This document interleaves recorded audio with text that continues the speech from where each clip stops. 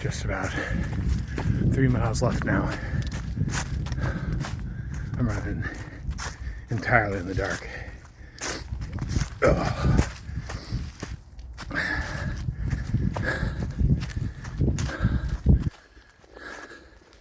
Trail barely visible ahead of me. Night running is actually pretty common in our sport.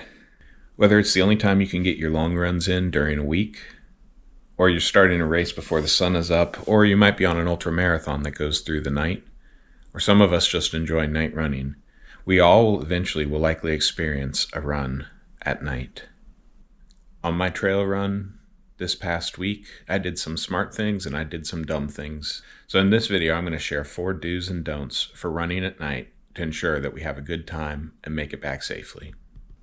Number 1, don't cheap out on your equipment or treat this like an everyday run, but do overpack and overprepare. When you're going out for a run, you want to be prepared if things go sideways. If you're going out for an hour-long run in the woods, what would you do if you ended up having to spend the night there? Now, I admit, I'm the kind of guy that carries a first aid kit in my car, if not on my person. So thinking ahead and being prepared is just something that I do as a habit. I always prefer to run in the early morning more than late at night because the sun is going to be up sooner, which means that the darkness and the cold are going to be easier to deal with. I do recommend that you take your cell phone with you when running at night, even if during the day you would normally just go for a run with your watch. And you should wear more reflective clothing at night than you would wear in the daytime, even if you're running in the woods and not on a road where you'd have to deal with oncoming traffic. If you are running at the end of the day, you want to make sure that everything is charged. For this run, I took my hydration vest with some snacks, a headlamp, and my cell phone. I should have grabbed my windbreaker, and it wouldn't have hurt to have a second headlamp. Number 2, don't test new routes or technical terrain, and do tell someone where you're going and what time you'll be back. You might even want to keep them updated with progress texts along the way. Ideally now, if you're running at night, it's best that you run with a buddy, but that's not always an option. In ultramarathons, you might run on a trail through the night by yourself, but we also have aid stations, volunteers, and other runners keeping an eye out for you. Now is not the time to become adventurous, but that also doesn't mean that you can only run in the city at nighttime.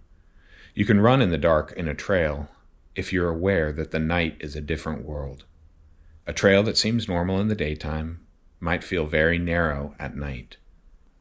A path that looks obvious through the woods in the morning could be cast in shadows and weird angles from your headlamp at night. One aspect of my run that I wasn't expecting was that my headlamp was reflected back off of my breath as I exhaled, kind of like high beams in a fog, and it obscured my vision. Now, if you're familiar with trail running, you know which trails are easier runs and which ones are tougher, more technical runs. And so I'm just saying that if you are going to run at night, opt for the easier trails. At the same time, though, we don't want to fall into routine and predictability, which brings me to number 3. Don't zone out, go for a PR, or goof off, and do carry protection and stay aware. Now's not the time to run your sprints or your fastest times on the trail. It's also not the time to make progress in your audiobook and tune out for the next 2 hours.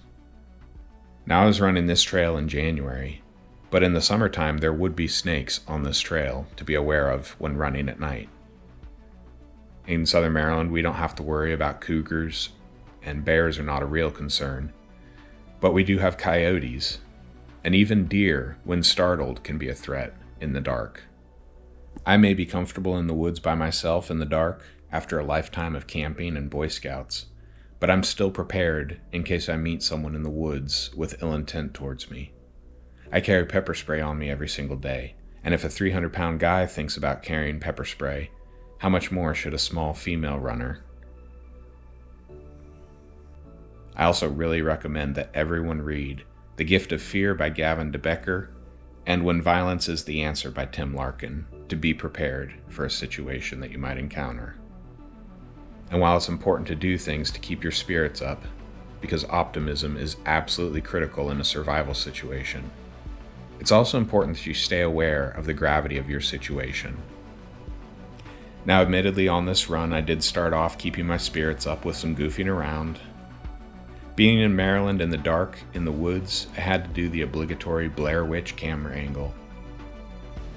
But once I got past that, I sobered up and realized that the threat of this run was not dangerous humans or other animals. The real threat facing me was goofing around, not paying attention, rolling my ankle and falling into a ditch, and spending the night in the cold.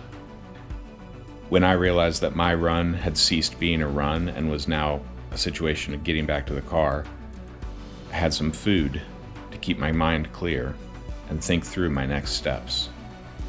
And that brings me to my last point, number 4. Don't go running spur of the moment in the dark.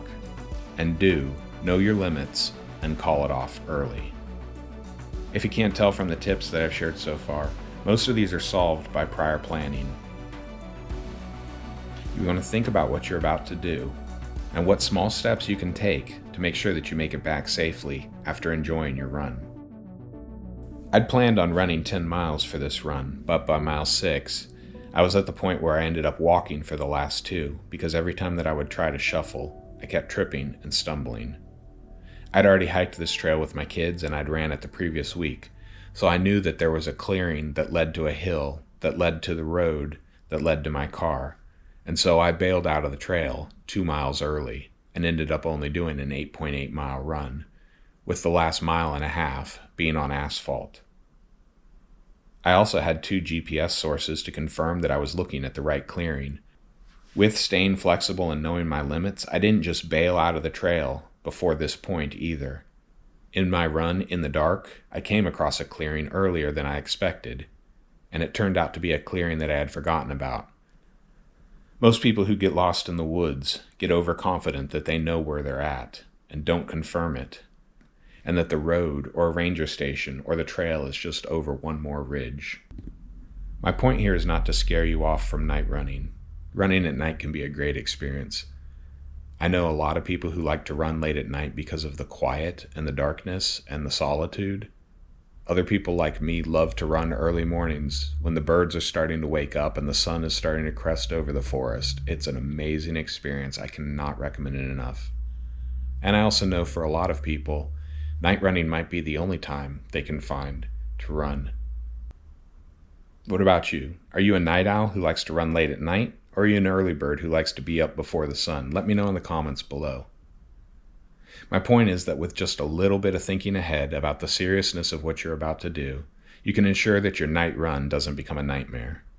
Thanks for watching this video, and I'll see you next time.